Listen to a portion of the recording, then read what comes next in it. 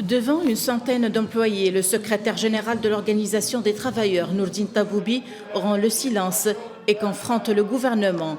Taboubi a mis en garde contre la dégradation de la situation sociale et économique du pays. À travers ce rassemblement, le secrétaire général a adressé un message à l'autorité dirigeante.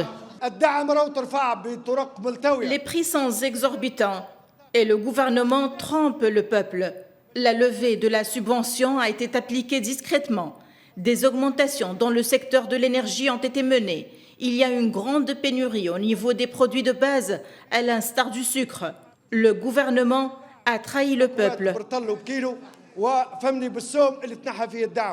À noter que des agents du secteur de transport, issus de différents gouvernorats de la République, se sont rassemblés devant le siège de l'Union générale tunisienne de travail pour réclamer une série de demandes.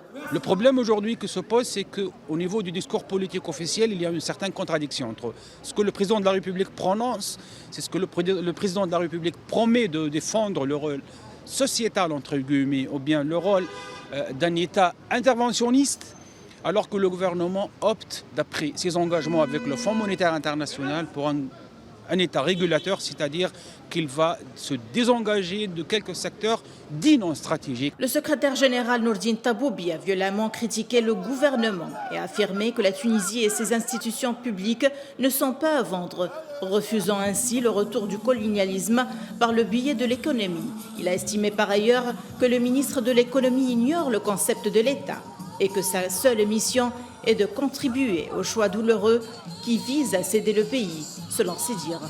Ces dernières semaines, la Tunisie vit dans un état d'effervescence sociale. La société civile pointe du doigt la nonchalance du gouvernement dans la gestion des grands problèmes du pays.